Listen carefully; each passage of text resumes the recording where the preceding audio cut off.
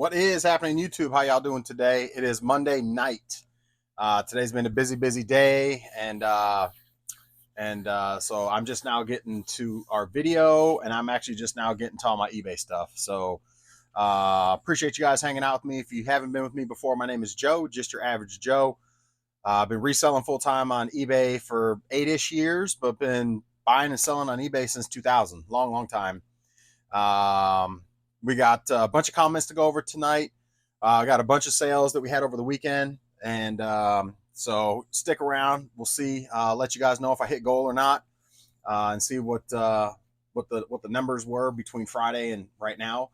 Obviously, I've had all day today to get sales as well. So that's not normally the case. Normally, I do the video at first thing in the morning. But anyway, today was just a busy day. It's been pouring. If you're in the North Carolina area, Virginia, I'd probably say it's part of South Carolina too, as well. There's a huge storm with heavy rains to the point where they, did early release for school. They're doing early entry to school, or late um, going in late tomorrow as well. So they had early release today, going in late tomorrow.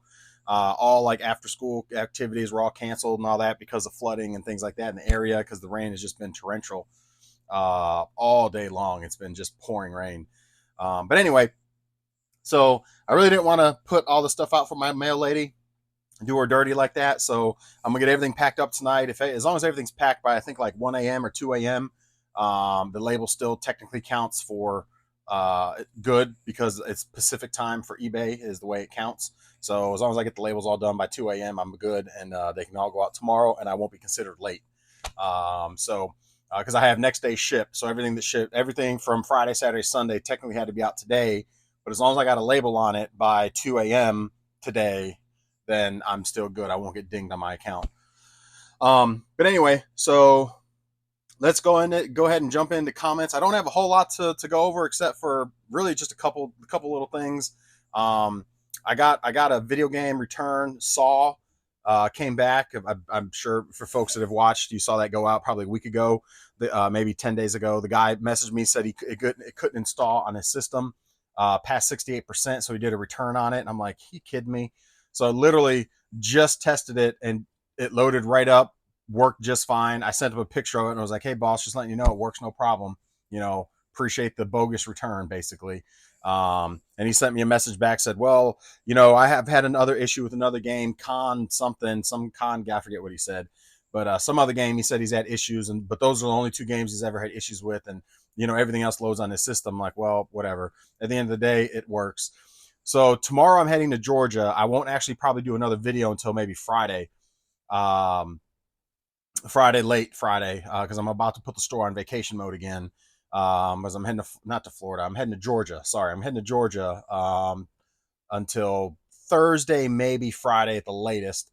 So I'll probably be back Friday with another video just to go over the things that sold through the week. So this week I'm not anticipating having a big week, but I did have a big week this past week. So that's always a good thing. So again, we'll go over those numbers shortly. But yeah, it just kind of burns me up having bogus returns like that. Like maybe he didn't do. He was complaining that he thought the disc was resurfaced, and I think that's why he sent it back, because he was just picky. I think because he never took a picture of it and of it not loading, and not to say he has to, but at the end of the day, like I just, how does it load on mine but not on his? I guess those things can happen depending on your laser and your system, but anyway, it's just frustrating. I think what I'm going to do is tomorrow on my way to Georgia is call eBay and say, hey, how does it work? I've never tried to appeal a defect or a bogus return, because it goes against your returns. Every time you get a return, so like I've gotten kind of like a slap on the wrist before, where eBay sent me communication saying my returns for electronics and video game categories high versus my peers. And so I'm trying not to get returns on video game category, because I keep getting like the PlayStation that the guy, it came back twice. The same PlayStation came back twice. I tested it both times on the way back, worked fine, sold it a third time, no problem. I just got another return on another game. NCAA dude wants to return it because he just doesn't like it. He doesn't want it. He bought it by mistake, or are you kidding me? So it's like, you get bogus, and I never usually dispute bogus feedbacks or bogus returns, because it is what it is, right? It's part of doing business. You got to deal with that shit. But because it's a negative impact to my category, my niche category, I'm going to call eBay tomorrow and just be like, I've never had that conversation of all the times I've been selling, or disputed, any of my returns, for dinging my account, essentially, in my category is what I'm going to ask them about. Like, how does that work? Is there a way that I can dispute this? Because the guy clearly, I sent him a picture of the game working, and so how does that work? You know what I mean? Like, can I get that removed as far as that negative defect off of my account for my category for video games and systems and stuff? And just see what they say. Like I said, I've never talked about it with them before. I don't know how that's going to go, but I'll keep you guys updated. But let's go ahead and get into sales. Let's get into comments, and then we'll get into sales. The first one that, since I left off, Mark, appreciate you commenting once again. Mark says, not sure if you read my comments from the older video, but in regards to the total sales you made, wouldn't this mean that you made around 20,000 after 50K net, minus 21 cost of goods, 36 for CPA, and probably another 8,000 in shipping costs, boxes, 20% self-employment tax? I want to show I made nothing. So, I mean, no, realistically, it's more than that, that I technically made, but I try, like I said before, the example I gave you before, and this is a famous rapper said this, and it's the only analogy that makes sense to me that I can throw at you guys. If you make $1 million, you want to try to spend 990,000 of it, and only pay taxes on 10.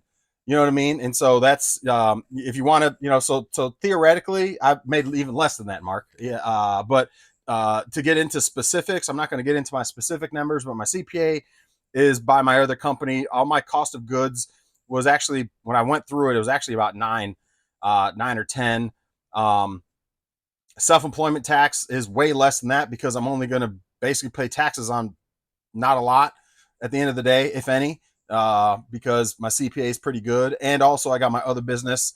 So there's a lot of expenses there that and then I got the thrift store. There's a lot of expenses there. So at the end of the day, again, I get tax returns at the end of the year. I'll just say that, after all my child tax credits and all of my deductions, expenses, and, whatever other credits that I get for whatever homeowner, blah, blah, blah, whatever, I'm not even well versed in all of it, but all I know is at the end of every year I get money back. So, to your point, the numbers are not exactly like that. No. And at the end of the day, I want to make less than that anyway. I want to show the IRS that I'm making less than that anyway. So don't I net 20? No, I probably only net 3. How about that? That's after all my cost of doing business, I'm probably only netting like 3. Like I said, I'd have to talk to my CPA, but all I care about is when I submit everything to him, and at the end of the year, at the beginning of the year, I submit everything to him, and then he tells me, you're going to get back X $1,000. I'm like, cool. Good deal. I haven't had to pay in 6 years. I'll just say that every year I get money back. But again, I pay into taxes every month for my other business pretty heavily. So this darn me got flies like crazy. But anyway, so hopefully that helps a little bit. But yeah, the goal is to show that you spent and expensed a lot of that, any of that net. No, I don't want to show, even if it was 20. No, it's less than that. All right, Winston Wolf says, and this is about the digital games and things like that. People are selling digital copies when Sony. People are reselling digital copies when Sony can just have a person buy it off of them and not lose a sale. Good food for thought, Joe. Rick in Maryland says, when people buy digital copies, they're not really buying the digital copy. They're buying the license to use the digital item. Consumers seem to be happy with the business model. I'm totally happy with it.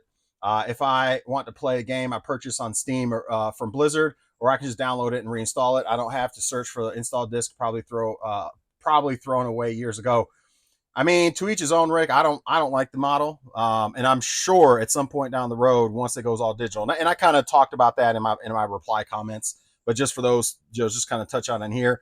What if you want to resell your games? I mean, if you bought $1,000 worth of games on Steam, You don't want to be able to recoup any of that money. Like you're just SOL, 5 years down the road, you don't play any of those games. Well, I'd like to recoup a couple $100 or $100, $200, like anything.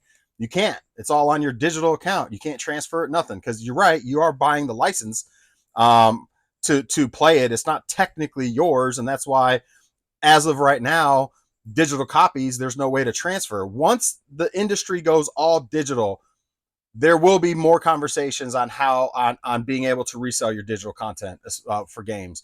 It's ludicrous to I mean, people spend thousands of dollars on games. You're telling me you can't recoup $5-10 a game, and resell it on the market and sell the digital key for it? There's going to be some change in that model down the pipe. I promise you. There's no way consumers are going to just idly stand by. Now, I understand the new generation is more convenient and they're not so worried about it, but trust me, they're gonna get hip to the game and understand, like, wait a minute, I spent like $5,000 on all these games. I can't even sell any of them. What's up with that? Like at some point, it's and all our old heads like myself that grew up with physical copies, that's going to become a hot topic as these manufacturers go to digital only, and there is no physical copies of games anymore. Now, is it going to go that way? For sure. I don't know, because the last time Xbox tried to do it, if I remember correctly, there was an uproar, and then they decided to do physical. They're saying they're not going to do physical going forward, but again, it's going to be a top topic in the industry on how that's going to shake. And then you got to figure all the loss of sales through retail. That they're not going to be happy with that either. I mean, they get a kickback on all those games that get sold through retail. That helps bring foot traffic indoors and helps bring traffic to Walmart and all these stores that offer video games and stuff. So once, we're talking 10, 15, maybe 20 years down the road. I don't know how long it's going to be, but at some point down the road, that is going to end up being a hot topic. 100% promise you, it's going to become an issue. They're going to have to change it. It's convenient now, but again, it's pretty shitty to not allow a consumer to resell their digital games that they only have digital copies of, especially once the industry goes straight digital. Either that, or they need to bring the prices way down, like $20 for games. Because at that point, like, what are you going to resell it for? $3, like, on the secondary market. So, but when games are still $60 a pop digital, I mean, come on, man. You can go get the physical copy for that much and then resell the physical copy for $20, $15, whatever. Even $30, depending on the titles, or even, or $10 again, depending on the title. But it's just, the consumers have that ability to do that, to resell those physical copies. Should have that option for digital as well. So I'm curious to see where it goes. Maybe it doesn't go all digital at some point, because there have been uproars about it in the past. So maybe that's not the case, but I've heard that that's eventually where it's going to all go. So we're actually, it's a moot point to even really discuss it right now, because this is stuff that's going to be happening, like I said, probably 10, 20 years down the road when that eventually does happen. But, anyway, there's that. So we'll keep it moving.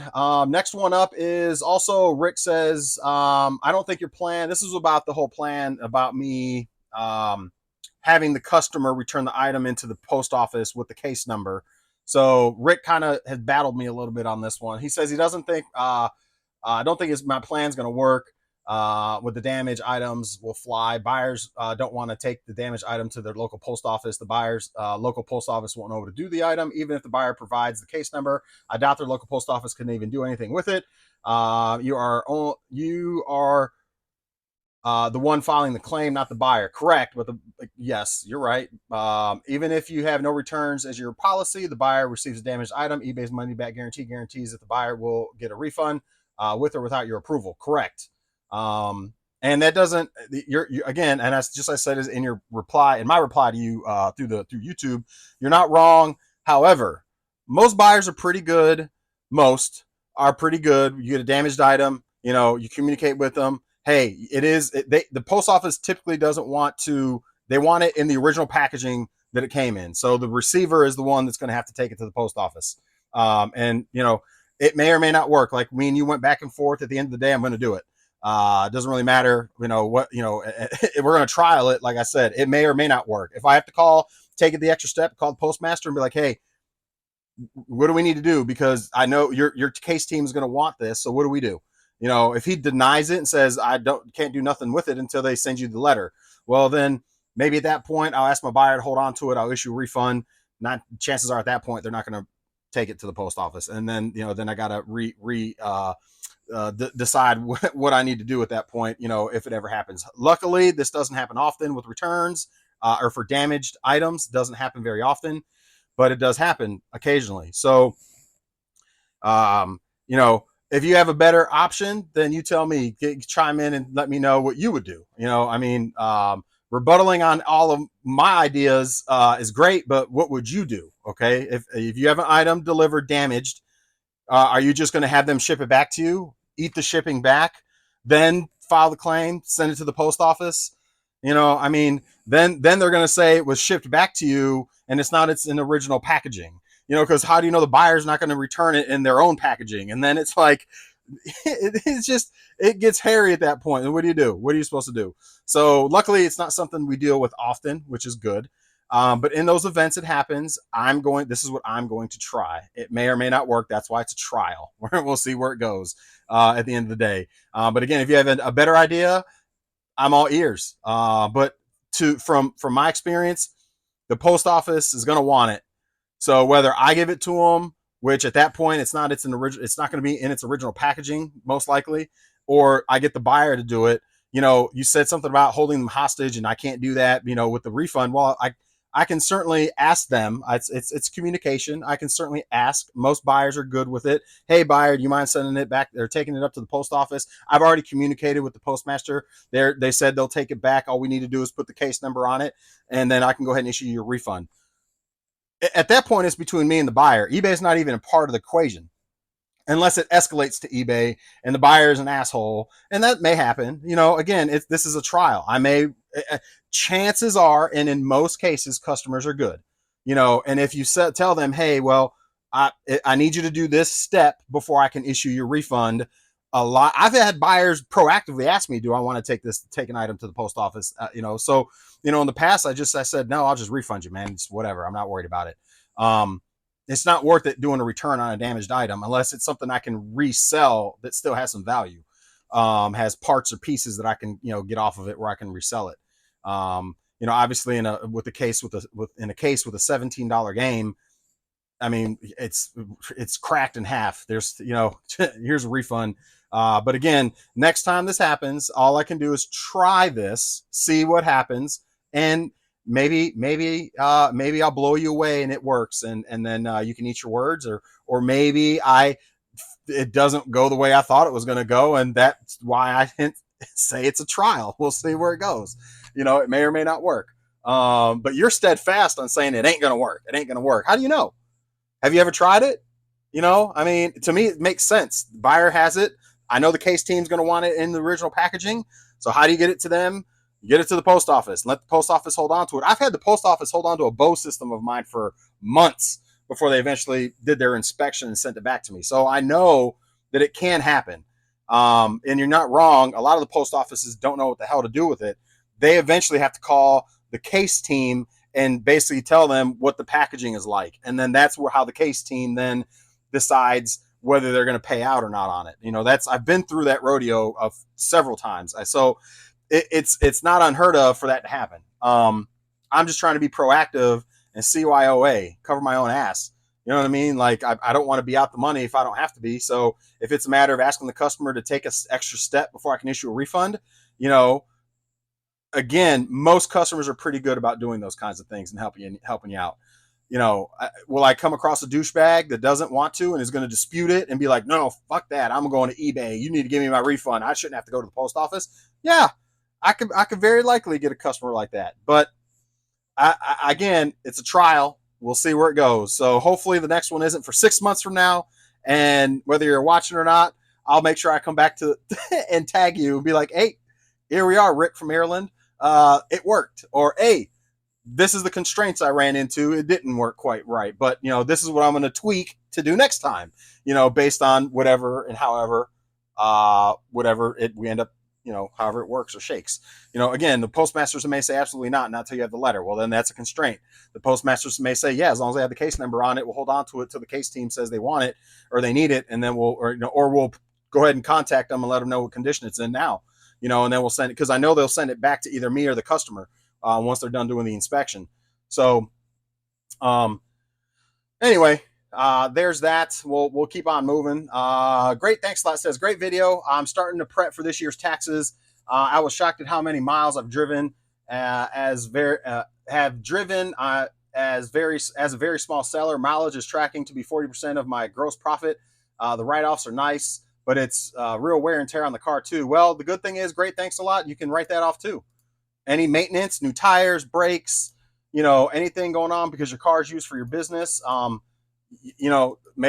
Again, that's all part of operation and operating. So make sure you incorporate that, or any, even if it's not, again, it goes into that gray area. If you got an issue with your car and it's, if you were on a business pickup or whatever, and you start hearing a knock, or you start having your CV joint go out or whatever, you take it to get fixed and you write it off under your business as an expense. That's what goes back to Mark, saying about isn't my gross 20? No, it's less than that. You know what I mean? Because all that kind of stuff falls under my operating expenses. So I want to show that I, have, I need new windshield wipers. I need new fluids. I need my oil changed. I need, I use my car for my business pretty much, probably 80% of the time, if not more. So it's pretty much all falling under business expenses. So, my trailer, same thing. Anything dealing with my trailer, boom. A lot, new hubs, new bearings, new tires, whatever, new wood platform because this broke, that broke. Expense. It's all for work anyway. So, like I said, that goes back to Mark. No, I don't want to even show I made 20 grand. Absolutely not. I don't want to get taxed off 20,000 because I'm spending that money on stuff that's for the business. And even if it's in that gray area, it's business related. So, anyway, so let's see. Replied on newest video. So you guys will probably see this on Tuesday because I'll probably post this. Well, I may post this tonight or in the morning. I'll probably post this in the morning actually, but it'll still be Tuesday by the time you guys see it.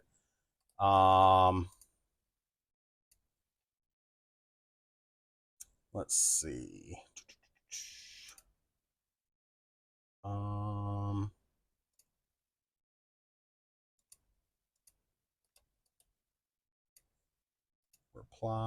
Reply. All right. Next comment up is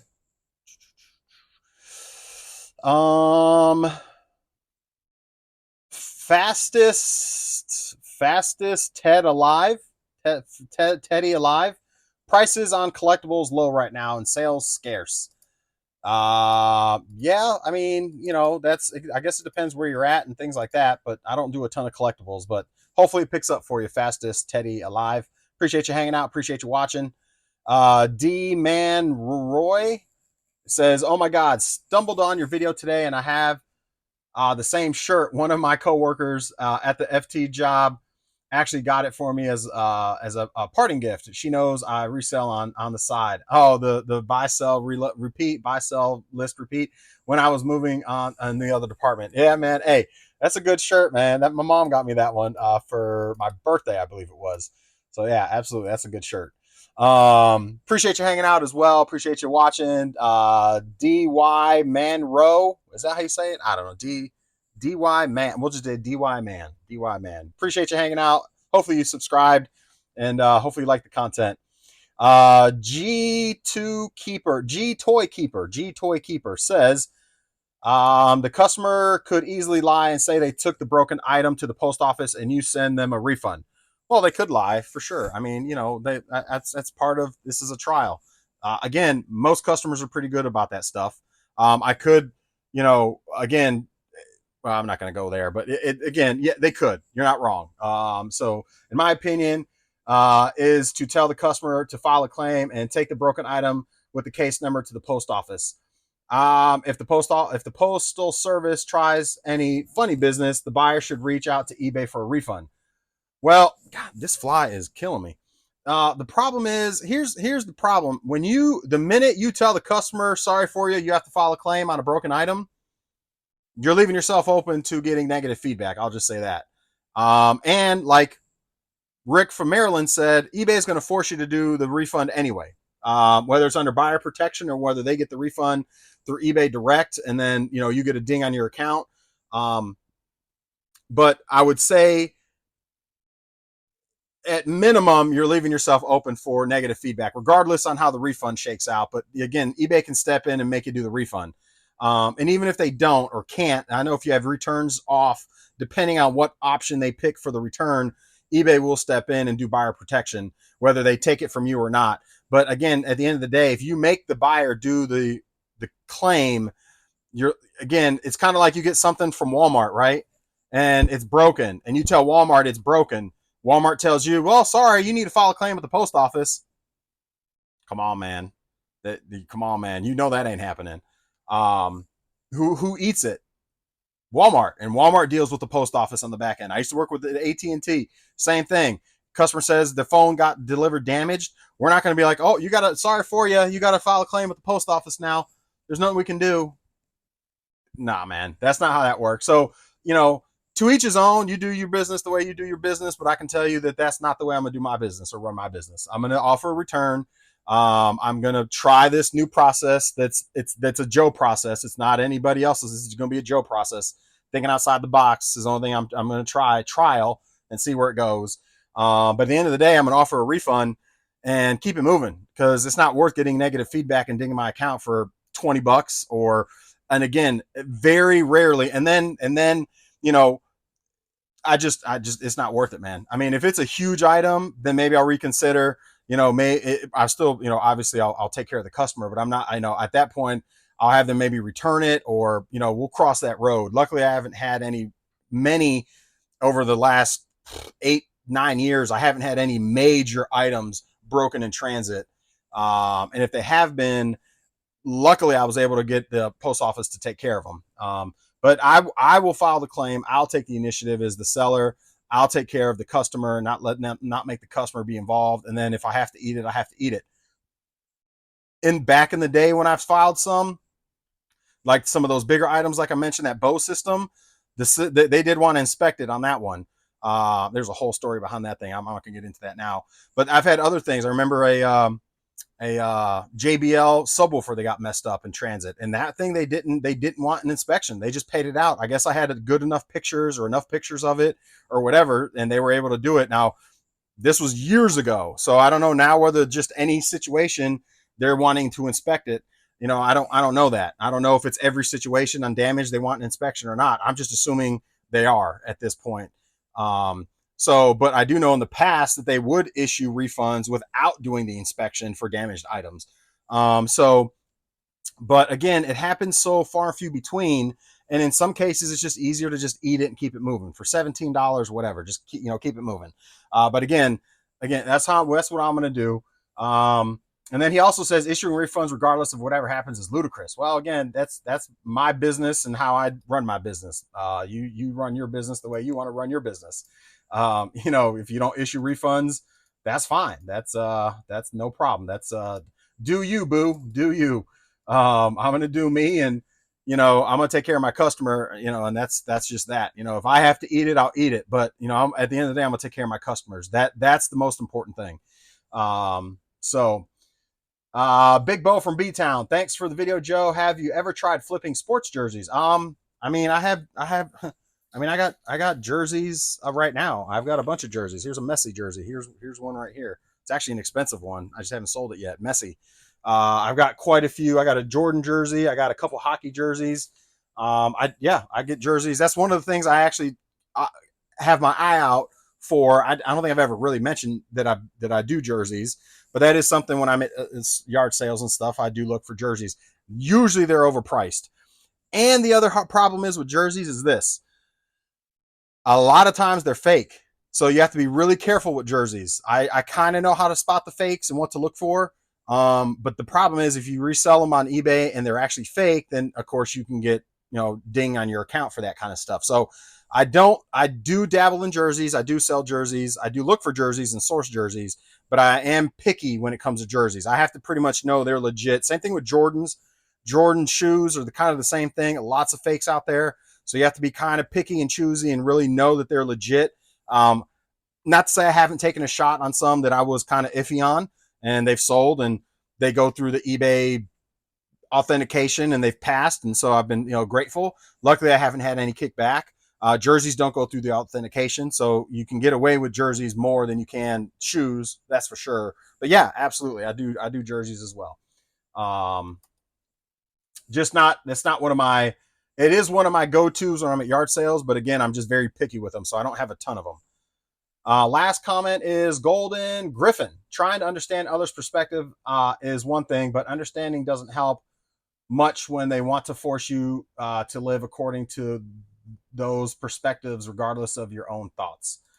I mean, that's everybody's gonna. You got to get to a point where you move. I don't know what to tell you. I mean, there's countries that have. Anyway, I'm not going to get into politics, but we're in a very blessed place. So, people think differently than you, and they're forcing their ideas on you. I mean, I don't think, that may be the case in some situations, but we're pretty much living in a pretty free, as much as people want to say we're not, unless you've lived overseas, and I have, and you have seen other things firsthand and experienced other cultures and other ways that other countries are, again, firsthand, and live there, and the way they treat their people, and the way the governments are, and the way that we're in a pretty good place. I'll just say that. So the problem is I think we're a little.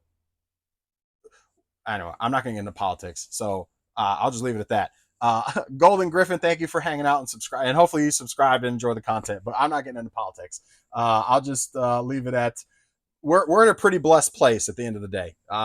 So regardless of whatever those perspectives or ideas are, you can pretty much still live your life the way you want to live your life here in America, and nobody's really going to say much about it.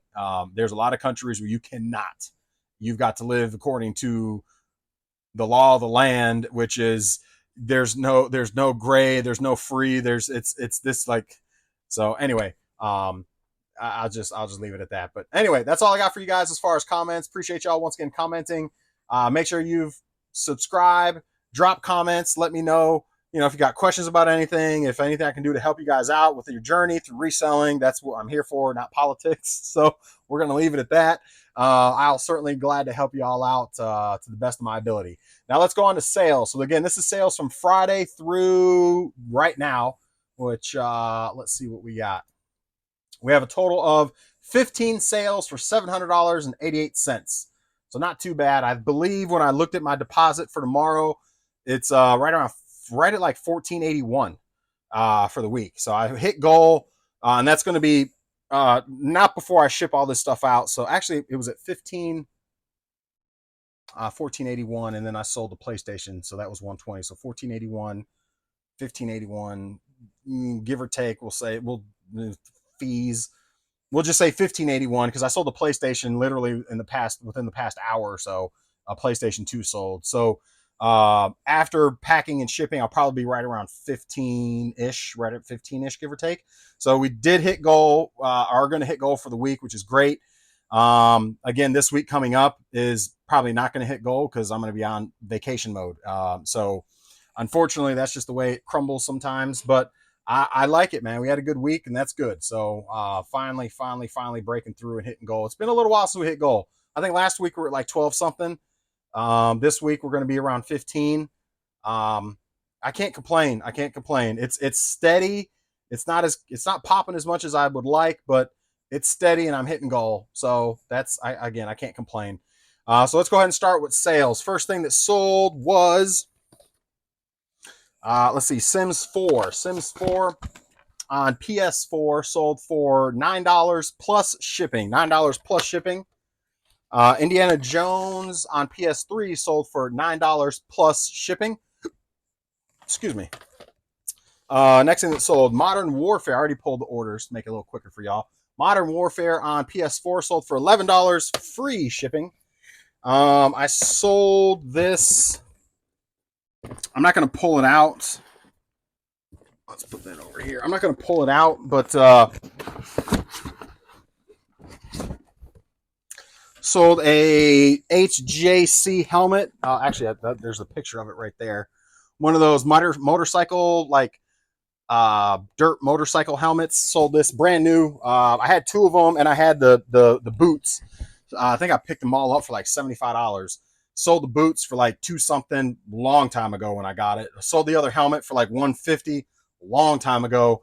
This one sold for 110, I believe it was 102. This one sold for 102, brand new, but sold for 102 plus shipping on that one. I already messaged the buyer and I asked him if I can ship it in the box. I already got padding and everything in it. I kind of packed it earlier, but he said, yeah, that's cool. So that's gonna stay in the box that it's in. Sold these 2 wrestlers, Robbie and Roy Highlanders. Sold them 2 wrestlers for $650 plus shipping. Which is ironic. Here's another wrestler. I never sell wrestlers, hardly ever, and I wouldn't recommend sourcing wrestlers. Very far and few between the ones that are worth money. I just happen to get a lot of them, and a couple of them are worth pretty. I kind of figured a few of them were worth pretty good money, like $20 or so, and I was right. But most of them are just sitting, and I'd sell them maybe once every 3-4 months. I'll sell a wrestler, so it's not anything I would recommend. I've said it before a while back. I need to just lump everything that I have left right now in one big lot and just get rid of them for like $50 and just get rid of them. I got like probably, I don't know, 50 or 60 of them. So like $1 a piece, maybe 50 cents a piece, 30, $40 and get rid of all of them. But anyway, he sold for $650 plus shipping as well. I think that's who is he? Ortiz, Unmatched, Ortiz Elite. I don't know. But anyway, y'all know who he is. He sold for $650 plus shipping. Next thing that sold was a Wii with some games, the whole setup, the wheel, nunchuck, controller. I'm not going to pull it out and everything, but it's a Wii system. Sold for $69.99 plus shipping. $69.99 plus shipping on that one. Sold Costello on PS5 for $13 free shipping. Sold a blue Nintendo DS original. I'm not going to pull it out of the package, but it's got the charger. The top screen does not work very well. It's like really washed out and white. But the bottom screen works and it loads up games and stuff. But sold it for, I put read on the title. I didn't put parts of repair because it does technically work. The top screen is just really, really washed out. But I did put that in the description, so hopefully I don't get a return on it because I did disclose it and put read in the title. So, but it sold for $49.99, $50 plus shipping. The next one that sold was Game Boy Advance Glacier with a bunch of games. That one's in really nice condition. That sold for $100 plus shipping, and it does come with a bunch, like 5 games that I include with it. So, again, $100 plus shipping on that. Finally sold the the egg crate, egg carrier, deviled egg carrier. I'll never pick any of this up again, but sometimes I dabble in older stuff, older Tupperware stuff. Picked it up for $1, sold for $17 free shipping. So it's probably gonna cost me at least $10 to ship it. So after fees, I might make like $4. So it was not worth it. So you know, sometimes you take shots. You don't lose money, but that thing's been sitting for a while. Just put this controller up last night. This is a camo Xbox One controller, sold for $27 plus shipping.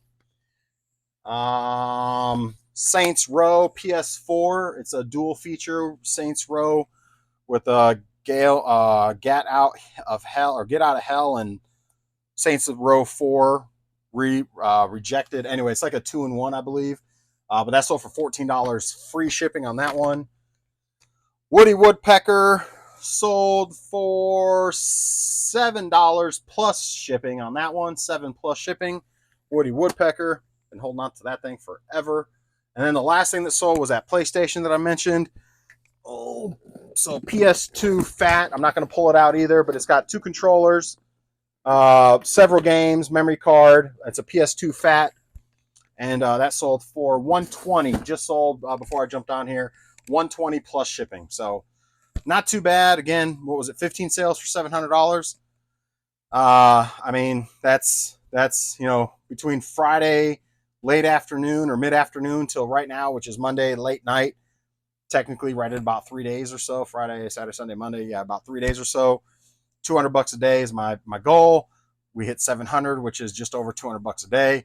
So we're on pace. You know, that's all I can ask for is, you know, to hit 200 bucks, give or take a day. Some days are going to be better. Some days are going to be worse. But as long as the end of the week I'm hit 1,400, that's kind of where I want to be or where I need to be. So that's all I got for you guys. Make sure you subscribe if you like the video. I'll be back. Like I said, I'm going to Georgia. So I'll be back Friday, probably early afternoon on Friday. So my plan is to hopefully get a video knocked out for you guys. If I can leave early enough on Friday and get here early enough, my plan is to get the eBay stuff knocked out, shipped out, and all that for everything through the week and have the store back active on Friday. So yeah, so I may have a video for you guys on Friday. I'm not sourcing Saturday. Saturday is my daughter's birthday, so I won't be sourcing on Saturday yet again. It's been like a month and some change, like a month and 5 weeks or so since I've done any sourcing. Yeah, maybe 6 weeks now since I've done any sourcing. It's been a while. I've picked some things up on Marketplace here and there. I do have a pickup tomorrow morning before I head out for a Switch for 90 bucks. It's just the Switch. It's in really good condition. Luckily, I've got the dock and I got the controller and the toggles and all that, but it's the Switch and the Joy-Cons and the charger is all it is. So I've got, like I said, typically I've got a case for it. I've got a memory card. I've got the Joy-Con controller. I got the triggers. So I'll put the whole bundle together and put it up on eBay for $220. So it won't be a, you know, kind of going back to flip to 100. You know, to me it's worth it. I've got the extras for it anyway. So, you know, I'll get it flipped to 100 kind of thing, and try to get 2 to 220 out of it. You know, after fees and stuff, I may clear about 90 bucks. But I'll anyway pick that up tomorrow. It's clean, so that's always a plus. Yeah, so that's all I got. I have some pickups down in Georgia that I've done deals through a guy that my buddy owns a car shop in Georgia, and that's where I get all my memorabilia from is Radke Sports there in Flowery Branch, Georgia. So I've already there's a guy that my buddy that owns the card shop. He's friends with this guy that does clear outs of storage units. So it goes back to just networking, connections, things like that. He told him, like, I buy video games and stuff, and the guy was like, well, perfect. I have a ton of video games I want to get rid of from clearing out storage units, and I'd rather sell it to somebody that can make some money off of it and just get rid of all of it. I was like, I'm your guy. So I already did a deal with him probably about a month and a half ago now. So I'm waiting right now. There's PS3, Dreamcast, PS2, a few handhelds, tons of games. He just showed me pictures of some other stuff he's going to bring up on Wednesday. Some because I told him I do cameras and stuff too. So there's like 3 or 4 cameras, another 3DS, another PS3, a bunch more games, and that's just what I can see in the pictures. So he's giving me really, really good prices. I'll just say that him and I have worked out where we get I'm getting them at really, really good prices. So because I got to process it all. It's all coming from storage units, so it's all going to be dirty and yuck and nasty. Maybe not all of it, but discs are probably fucked up, and I'm probably have to either resurface some, or some of them may not be any good. So obviously it's all those risks that you take that I can't pay premium, I can't pay up for it, and he understands that. And I understand his game. I used to do storage units regularly, so the name of the game is move it, move it, move it. Find people you can connect with to move it, move it, move it. Where he may get just from me what he got for the whole unit, and everything else is gravy kind of thing. So I know how that goes. And he's really, really cool and easy to work with. So anyway, so I've got a bunch of stuff in Flowery Branch that's waiting on me. Buford is where the card shop is, but it's so I got I'm staying with my buddy, so I'm going to grab all the stuff and probably start processing it at his house. Go ahead and just start getting it going. So he's gonna be like, "What the heck, man?" I'm like, you're playing video games. I'm gonna sit and I'm gonna clean video games. How about that? And test video games. So, but yeah, so that's what I got going on. So when I come back, or maybe while I'm there, I may do a short, or maybe do a short, either a short or do a shorter video on all the stuff I grabbed from the guy. In fact, I may do that. Just do a quick show off video in my buddy's backyard. He's got a pretty nice setup, and just show off all the same things that I got from this guy. I like. There's a lot of really good games. If I remember correctly, it's been like a month and a half. But if I remember correctly, there was a lot of really good games. So looking forward to that. So I will probably share that with you guys. Do a video there. He's really fun to hang out with, so he'll probably be on camera and make y'all chuckle. I'll just say that he's a funny dude. But anyway, enjoy the rest of the day, everybody, and we'll see y'all probably while I'm in Georgia. Later, everybody. Have a wonderful night.